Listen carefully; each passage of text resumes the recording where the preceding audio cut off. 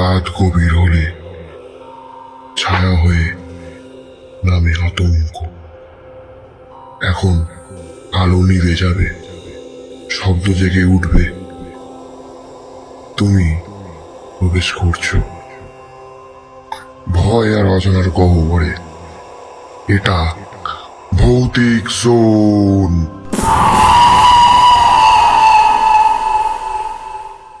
আজকের আলোচনায় আমরা গভীরে যাব একটা বেশ হাড় হিম করা বাংলা ভৌতিক গল্পটার নাম নিতাইয়ের অতল টান। আমাদের হাতে গল্পের যে অংশগুলো আছে সেগুলো পড়েই বোঝা যাচ্ছে এর ভেতরে অনেক রহস্য, অনেক ভয় লুকিয়ে আছে। আমাদের লক্ষ্য থাকবে এই গা ছমছমে কাহিনীটার একেবারে ভেতরে ঢোকা, এর ভয়ের উৎসগুলো ঠিক কোথায়, কিভাবে গল্পটা এই আতঙ্ক তৈরি করছে সেটা একটু তলিয়ে দেখা। আমরা শুধু ঘটনাগুলো বলবো না, বরং এর পেছনের মনস্তত্ত্ব, লোককথার উপাদানগুলোও বোঝার চেষ্টা করব। চলুন শুরু করা যাক গল্পের ওই অদ্ভুত পরিবেশটা দিয়ে। নিতাই গ্রামের একজন সাধারণ চাষি, হঠাৎ 3 দিন ধরে নিখোঁজ। তার স্ত্রী কেয়া বুঝতেই পারছেন, শোকে প্রায় দিশেহারা, পাগলের মতো কাঁদছে, স্বামীকে খুঁজছে। আর গ্রামের পরিবেশটাও কেমন যেন থমথমে, অস্বাভাবিক। রাতের বেলা ঝিঝি পোকার ডাকও নাকি শোনা যায় না, শুধু বাতাসে একটা পচা কাদা আর শ্যাওলার গন্ধ, দমচাপা গন্ধ। এর মধ্যেই শোনা যাচ্ছে কেয়ার কান্না, কোথায় গেলে গো তুমি নিতাই, কে এমন করে তোমাকে ডাক দিল? এই প্রশ্নগুলো কেমন যেন একটা অশুভ ইঙ্গিত দেয়, তাই না? হ্যাঁ, একদম। এই শুরুটাই কিন্তু ভয়ের ভিত্তিটা তৈরি করে দিচ্ছে। দেখুন, গ্রামীণ পটভূমি, রাতের ওই অস্বাভাবিক নিস্তব্ধতা, যেখানে ঝিঝি পোকার ডাকের মতো স্বাভাবিক শব্দগুলো নেই, সেটা নিজেই তো একটা খারাপ কিছুর ইঙ্গিত, তাই না? ঠিক। তার সাথে ওই পচা গন্ধটা, এটা মৃত্যু বা অশুভর সাথে জুড়ে থাকা আমাদের সেই আদিম ভয়টাকে জাগিয়ে তোলে। আর কেয়ার ওই আকুতি, ওই প্রশ্ন, কে ডাক দিল, এটা শুরুতেই একটা অলৌকিক বা অশুভ শক্তির অস্তিত্বের সম্ভাবনা তৈরি করছে। এটা শুধু দুঃখ নয়, এটা অজানা ভয়। হ্যাঁ, পরিবেশটা সত্যিই শ্বাসরুদ্ধকর লাগে পড়তে গিয়ে। আর এই থমথমে অবস্থার মধ্যেই নিতাইয়ের নিখোঁজের 4র্থ রাতে গ্রামের আড্ডায় একটা নতুন মোড় আসে। বুড়ো হরিপদ, সে নাকি এক অদ্ভুত জিনিস দেখেছে। ও আচ্ছা, কি দেখেছে সে? সে বলছে খুব ভোরে ঘাটের দিকে গিয়েছিল আর দেখেছে নিতাই দাঁড়িয়ে আছে, জলে ভেজা শরীর। জলে ভেজা? হ্যাঁ, ঠোঁটগুলো নাকি নীলছে দেখাচ্ছিল, আর চোখ দুটো একেবারে শূন্য, কোনো অভিবৃত্তি নেই। হরিপদ ডেকেছে, জিজ্ঞেস করেছে, কিন্তু নিতাই কোনো উত্তর দেয়নি, শুধু তাকিয়েছিল এক দৃষ্টে। বাবা! এই কথাটা গ্রামে ছড়ানোর পর তো ভয় আরও বেড়ে যায়, কারণ এমনিতেই কানাঘুষে চলছিল যে নিতাই নিখোঁজ হওয়ার আগের রাতে নদীর ধারে কেউ কেউ নাকি একটা অদ্ভুত ছায়া দেখেছিল। এই অংশটা খুব গুরুত্বপূর্ণ দুটো কারণে। প্রথমত, ওই যে বললেন কানাঘুষো, গুজব। প্রত্যন্ত গ্রামে তো গুজব খুব দ্রুত ছড়ায়। আর হরিপদর এই বর্ণনা, হয়তো সে নিজেও ভয় পেয়ে একটু বাড়িয়ে বলেছে, হতে পারে, কিন্তু সেটাই সত্যি বলে সবাই ধরে নেয়। গুজব এখানে ভয়টাকে আরও সাংঘাতিক করে তোলে। ঠিক। আর দ্বিতীয়ত, নিতাইয়ের ওই বর্ণনাটা, জলে ভেজা শরীর, নীল ঠোঁট, শূন্য দৃষ্টি, এগুলো তো একদম জলে ডোবা মৃতের যে প্রচলিত ছবি লোককথায় যা শোনা যায়, হ্যাঁ হ্যাঁ, তার সাথে হুবহু মিলে যাচ্ছে। গল্পকার এখানে খুব সচেতনভাবে এই পরিচিত ভয়ের ছবিটা ব্যবহার করছেন। এটা নিতাইয়ের পরিণতি নিয়ে একটা অশুভ ইঙ্গিত দিচ্ছে। আর চেনা মানুষটার এই অচেনা অস্বাভাবিক রূপান্তর, এটাই তো সবচেয়ে ভয়ের। একদম। হরিপদর কথা শুনে গ্রামের লোকের মনের অবস্থা কি হয়েছিল ভাবা যায়। এরপর এলো সেই রাতটা, গল্পের মোড় ঘোরানো রাত। হ্যাঁ, নিখোঁজের 5ম রাত। হয়তো টিপটিপ বৃষ্টি পড়ছে বা ঘুটঘুটে অন্ধকার। কেয়ার ঘরে দরজায় ঠক ঠক শব্দ। গভীর রাতে। হ্যাঁ, কেয়া তো ভয়ে ভয়ে জিজ্ঞেস করে, কে? আর বাইরে থেকে ভেসে আসে একটা ভেজা কর্কশ স্বর, চেনা কিন্তু কেমন যেন অচেনা। বলছে, আমি নিতাই। দরজা খোলার পর কেয়া যা দেখল সেটা ভাষায় বলা কঠিন। দাঁড়িয়ে আছে নিতাই, কিন্তু এ কোন নিতাই? সারা শরীর ভেজা, কাদা মাখা, চোখ দুটো টকটকে লাল, যেন রক্ত জমাট বেঁধে আছে। মুখটা অস্বাভাবিক ফোলা, বিকৃত। ওহ! আর ঠোঁট দুটো মনে হচ্ছে ছিঁড়ে ঝুলে পড়ছে। মানে একেবারে বিভৎস। হ্যাঁ, সেই মূর্তিটা ধীরে ধীরে ঘরে ঢোকে, ফিসফিস করে কেয়াকে বলে, কেয়া, ভয় পাস না, আমি তোকে নিতে এসেছি। নিতে এসছে? কোথায়?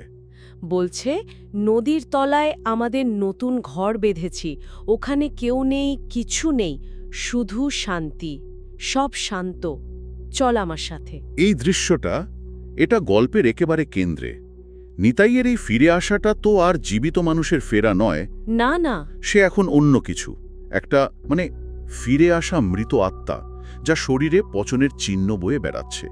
ওই ভোলা মুখ, ছেঁড়া ঠোঁট, কাদা মাখা শরীর, এগুলো শুধু তার মৃত্যুর কারণটা কি হয়তো বলছে না, বরং একটা তীব্র শারীরিক বিভৎসতা তৈরি করছে।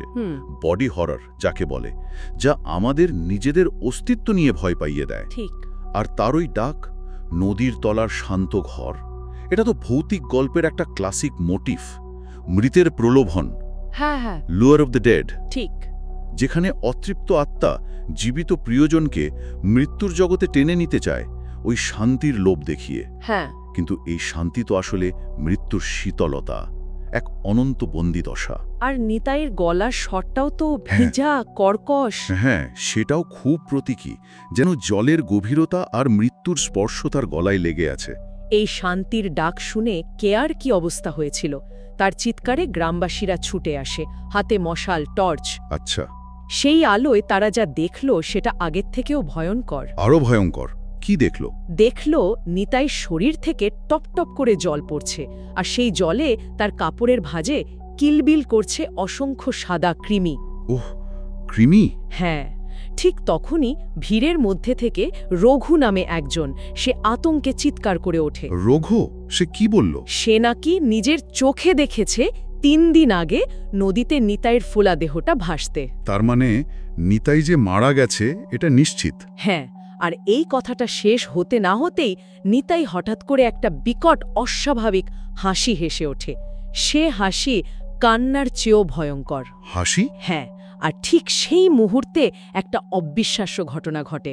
নিতাইয়ের পেছন দিকে কাছের বাঁশঝাড়টার ভেতর থেকে বাঁশঝাড় থেকে মাটি ফুঁড়ে উঠে আসতে থাকে অজস্র কালো পচা নখ ভাঙা হাত। হাত মানে অনেকগুলো। হ্যাঁ, যেন নদীতে ডুবে মরা আরও কত অতৃপ্ত আত্মা নিতাইয়ের ডাকে সাড়া দিয়ে উঠে আসছে কেয়াকে তাদের জগতে নিয়ে যাওয়ার জন্য। বাবা, এখানে গল্পটা ক্লাইম্যাক্সে চলে যাচ্ছে। রঘুর ওই কথাটা তো নিতাইয়ের মৃত্যু আর ভৌতিক প্রত্যাবর্তনকে একদম নিশ্চিত করে দিল। আর ওই কৃমির দৃশ্যটা, ওহ, ওটা শুধু পচন বা মৃত্যুর চরম প্রকাশ নয়, ওটা আমাদের মনে একটা তীব্র মানে বিতৃষ্ণা জাগায়। হ্যাঁ, গা গুলিয়ে ওঠে। ভয়টা এখানে শুধু অলৌকিক নয়, একেবারে শারীরিক, ভিসেরাল। ঠিক। কিন্তু সবচেয়ে সাংঘাতিক হলো ওই বেরিয়ে আসা হাতগুলো। তার মানে এটা আর শুধু নিতাইয়ের গল্প থাকছে না। না, নিতাই যেন হয়ে উঠছে ওই অতল জলের, ওই অন্ধকারের প্রতিনিধি। সে একা নয়, তার সাথে আছে আরও অনেক অতৃপ্ত আত্মা। আর বাঁশঝাড়, যেটা গ্রাম বাংলার খুব পরিচিত একটা জিনিস, সেটাই এখানে হয়ে উঠছে ভয়ের প্রবেশদ্বার, আন্ডারওয়ার্ল্ডের দরজা। এই যে সম্মিলিত ভৌতিকতা, এটা ভয়টাকে বহুগুণ বাড়িয়ে দেয়। এটা যেন একটা ছোঁয়াচে অভিশাপ, যা হয়তো পুরো গ্রামকেই গ্রাস করতে পারে। সেই ভয়ঙ্কর মুহূর্তে কেয়া সে কি করবে বুঝতে পারে না।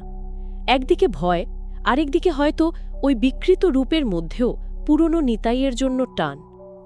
গল্প বলছে কেয়া যেন সম্মোহিতের মতো নিতাইয়ের দিকে এগিয়ে যায় ওর দিকে। হ্যাঁ, হয়তো শেষবারের মতো জড়িয়ে ধরতে। গ্রামবাসীরা চিৎকার করছে, আটকানোর চেষ্টা করছে। কিন্তু ঠিক তখনই চারপাশ হঠাৎ করে নিশ্ছিদ্র অন্ধকারে ঢেকে যায়। মশাল, টর্চ সব নিভে যায়। সব আলো নিভে গেল। হ্যাঁ, কানে আসছে শুধু নদীর জলের একটানা শব্দ, আর তার সাথে মিশে যাচ্ছে আর একটা ভয়ঙ্কর আওয়াজ। কিরকম আওয়াজ? যেন কারোর গলার ভেতর জল ঢুকে গড়গড় করছে, সেই রকম। উফ! কয়েক মুহূর্ত পর যখন আবার একটু আলো ফেরে, তখন সবাই দেখে এক অবিশ্বাস্য দৃশ্য। নিতাই কেয়াকে খুব জোরে জড়িয়ে ধরে ধীরে ধীরে মাটির ভেতরে ঢুকে যাচ্ছে। মাটির ভেতরে? শুকনো মাটিতে? হ্যাঁ, যেন মাটিটাই জল হয়ে ওদের গিলে নিচ্ছে। কেয়ার চোখ দুটো আতঙ্কে ঠেলে বেরিয়ে আসছে, মুখ দিয়ে বেরোচ্ছে শেষ আর্তনাদ, বাঁচাও। তারপর? চোখের পলকেই তারা অদৃশ্য, মাটির সাথে মিশে যায়। যেখানে তারা দাঁড়িয়েছিল সেখানে পড়ে থাকে শুধু কেয়ার ভেজা শাড়িটা। শুধু শাড়িটা? তার বাতাসে ছড়িয়ে পড়ে একটা তীব্র, গা ঘুলিয়ে ওঠা গন্ধ, পচা মাছ, কাদা আর টাটকা রক্তের মিশেল গন্ধ। এই পরিণতিটা, এটা যেন অনিবার্য ছিল, অলৌকিক শক্তির টান, বিশেষ করে যখন সেটা প্রিয়জনের রূপ ধরে আসে আর তার সাথে মেশে জলের ওই অতল রহস্য, তার থেকে বেরোনো প্রায় অসম্ভব। গল্প এখানে জীবিত, মৃত, মাটি, জল সব একাকার করে দিচ্ছে। ঠিক। মাটি যেন হয়ে উঠছে কেয়ার জলসমাধি। কি ভয়ানক একটা প্যারাডক্স। হ্যাঁ। আর ওই রেখে যাওয়া ভেজা শাড়ি আর গন্ধটা, এগুলো হলো ভয়ের অবশেষ, প্রমাণ। শাড়িটা তো কেয়ার জীবনের প্রতীক, যা এখন পরিত্যক্ত। আর গন্ধটা, ওটা একেবারে আদিম স্তরে গিয়ে ইন্দ্রিয়কে ঘামারে, পচন, মৃত্যু, অস্বাভাবিকতার ভয়টাকে স্থায়ী করে দেয়। একদম। কিন্তু গল্পটা এখানেই শেষ নয়, এর রেশটা রয়ে গেছে। মানে? আরও কিছু আছে। হ্যাঁ। শোনা যায় সেই রাতের পর থেকে প্রতি পূর্ণিমার রাতে গ্রামের ওই বাঁশঝাড়টার ধারে, আবার ওই বাঁশঝাড়? হ্যাঁ, সেখানে নাকি অদ্ভুত এক দৃশ্য দেখা যায়। অস্বাভাবিক ফোলা মুখের একটা পুরুষ আর পাশে ভেজা শাড়ি পরা এক নারী। নিতাই আর কেয়া। মনে হয় তারা হাত ধরে চুপচাপ দাঁড়িয়ে থাকে, অন্ধকারের দিকে তাকিয়ে। আর মাঝে মাঝে বাতাস নাকি বয়ে নিয়ে আসে দূর থেকে ভেসে আসা নিতাইয়ের সেই জল ভেজা গলা। কি বলে সে? বলে, এবার তুই তোর ছায়া নিয়েও চলিস। এবার তুই তোর ছায়া নিয়েও চলিস। হ্যাঁ, গ্রামবাসীদের মধ্যে এই বিশ্বাসটা গেঁথে গেছে যে নির্জন রাতে একা একা চলার পথে যে এই ডাকটা শোনে, সে নাকি কিছুদিনের মধ্যেই নিরুদ্দেশ হয়ে যায়। কোথায় যায় কেউ জানে না, আর কোনো খোঁজ মেলে না তার। ওহ, তার মানে অভিশাপটা চলছেই। এই শেষ অংশটা গল্পটাকে একটা ক্লাসিক হন্টিং বা আবেশের পর্যায়ে নিয়ে যায়। ঘটনাটা একবার ঘটে শেষ হয়ে যায়নি, এটা একটা চক্রাকার অভিশাপ তৈরি করেছে, যা গ্রামের মানুষের মনে স্থায়ী ভয় হয়ে রয়ে গেছে। পূর্ণিমার রাতে তাদের দেখা যাওয়াটা, এটা ভয়টাকে নিয়মিত উস্কে দেয়, এটাকে একটা লোককথার চেহারা দেয়। ঠিক। আর নিতাইয়ের ওই শেষ কথাটা, এবার তুই তোর ছায়া নিয়েও চলিস, এটা খুব সাংঘাতিক। এবার তুই, এটা তো সরাসরি পরের শিকারকে ডাকছে। আর ছায়া নিয়ে চলিস, এটা আরও গভীর। ছায়া তো আমাদের আত্মার মতো, তাই না? অবিচ্ছেদ্য অংশ। হ্যাঁ। এই ডাকটা যেন শুধু শরীর নয়, আত্মাকে ওই অতল গভীরে টেনে নেওয়ার হুমকি। এটা স্পষ্ট করে দেয় যে অভিশাপটা ছোঁয়া আছে, শুধু দেখা নয়, শোনার মাধ্যমেও এটা সংক্রমিত হতে পারে। একদম। এই অতল টান তাই শুধু নিতাইয়ের নয়, এটা যেন ওই অন্ধকার জগতেরই চিরন্তন ক্ষুধা, যা কখনো মেটে না। তাহলে আমরা দেখলাম নিতাইয়ের একটা সাধারণ নিরুদ্দেশ দিয়ে শুরু হয়ে গল্পটা কিভাবে ধাপে ধাপে এগোলো, ভয়ঙ্কর সব ঘটনার মধ্যে দিয়ে। তার ওই অস্বাভাবিক ফিরে আসা, কেয়াকে অতলে টেনে নেওয়া, আর শেষে একটা চলন্ত ছোঁয়াচে অভিশাপের জন্ম দেওয়া, পুরোটা মিলেই নিতাইয়ের অতল টান।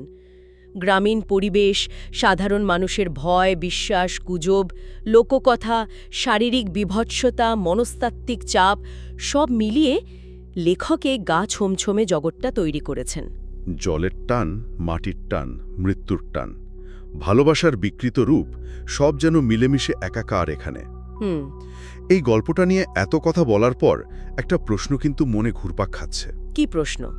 নিতাই যখন ফিরে এসে কেয়াকে ওই শান্তির জগতে, নদীর তলার ঘরে নিয়ে যাওয়ার কথা বলছিল, ওই আকাঙ্ক্ষাটা আসলে কি ছিল? সত্যিই কি ওটা পরপারের কোনো অনন্ত শান্তি, যা সে কেয়ার সাথে ভাগ করে নিতে চেয়েছিল? নাকি ওটা ছিল এক অতৃপ্ত, একাকী আত্মার অসহ যন্ত্রণা আর ঈর্ষা, যা জীবিত প্রিয়জনকেও নিজের ওই ভয়ঙ্কর পরিণতির ভাগিদার করতে চায়? এই যে গল্পের নাম অতল টান, এই টানটা কিসের? মুক্তির, নাকি অনন্ত আক্ষেপ আর অন্ধকারের চিরন্তন হাতছানি, যার থেকে হয়তো কোনো মুক্তিই নেই? হ্যাঁ, এই প্রশ্নটা, এটা সত্যিই ভাবার মতো। গল্পটা শেষ হওয়ার পরও এটা যেন মাথার ভেতরে থেকে যায়।